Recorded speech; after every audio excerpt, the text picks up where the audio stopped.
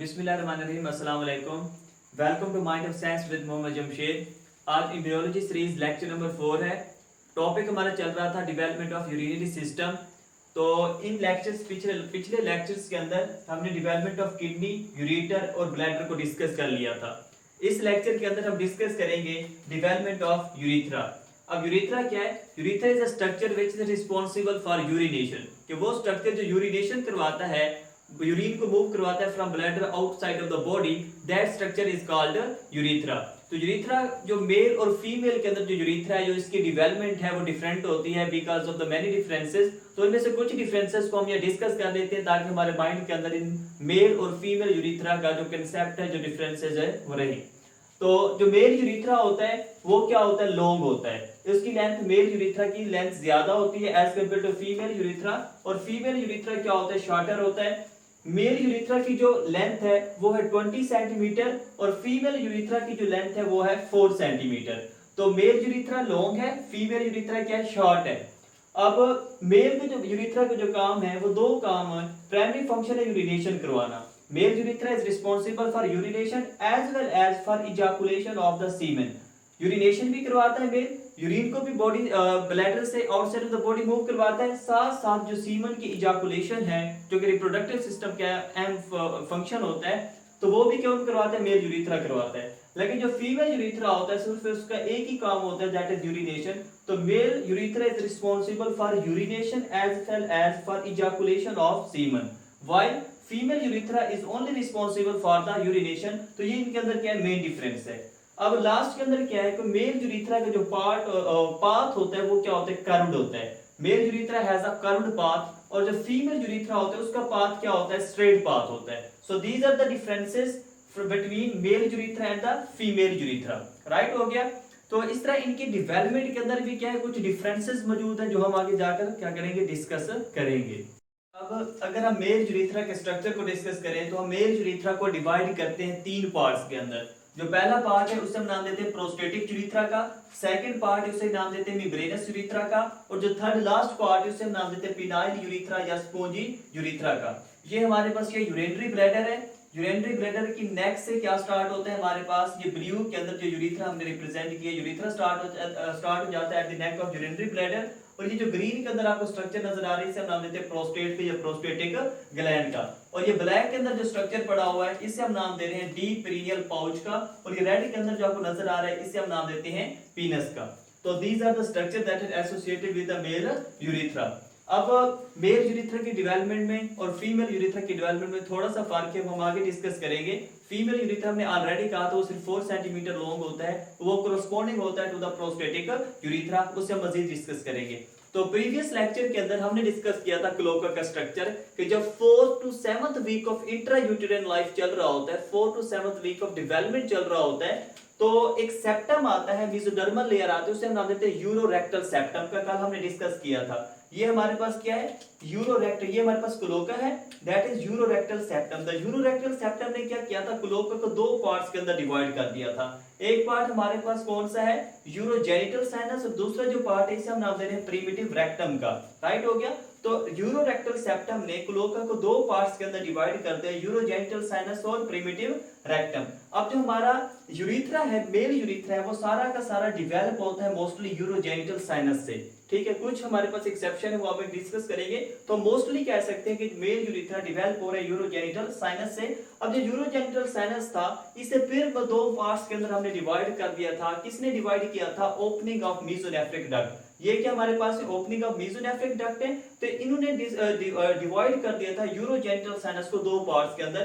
पहला जो पार्ट है इसे हम नाम देते हैं वेसिको यूरेथ्रल कैनाल का, और जो ये हमारा पहला पार्ट हो गया यूरोजेनिटल साइनस का। दूसरा पार्ट कौन सा होता है? इसे हम नाम देते हैं डेफिनेटिव यूरोजेनिटल साइनस का। तो जो हमारे पास ओपनिंग ऑफ मेसोनेफ्रिक डक्ट के ऊपर वाला हिस्सा है उसे हम नाम दे रहे हैं वेसिको यूरेथ्रल कैनाल का, और जो नीचे वाला पोर्शन है इसे हम नाम दे रहे हैं डेफिनेटिव यूरोजेनिटल साइनस का।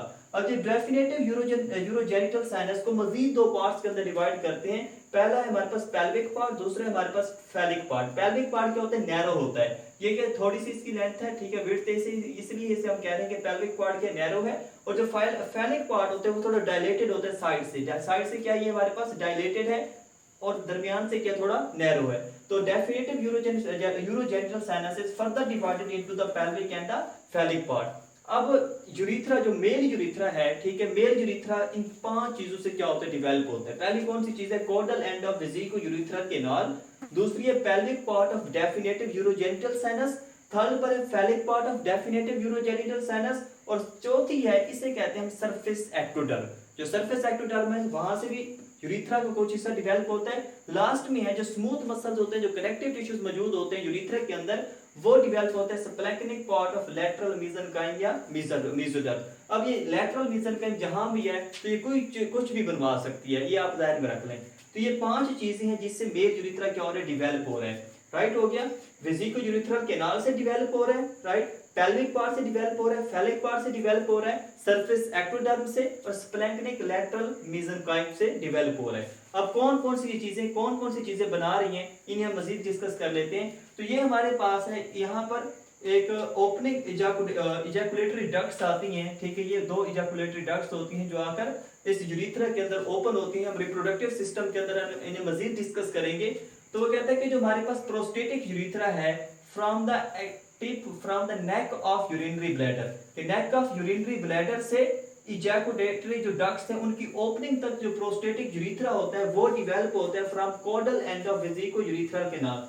तो ये वाला जो हमारे पास प्रोस्टेटिक यूरिथ्रा से कौन डेवलप करवा रहा है, caudal end of vesico urethral canal. कौन सा, prostatic urethra that extends from the tip of urinary bladder to the opening of ejaculatory ducts. यहाँ पर इजैकुलेटरी डक्ट्स ओपन होती हैं आकर, यहाँ से लेकर यहाँ तक जो लेंथ बनती है प्रोस्टेटिक यूरिथ्रा की वो डेवलप हो रही है caudal end of vesico urethral canal से।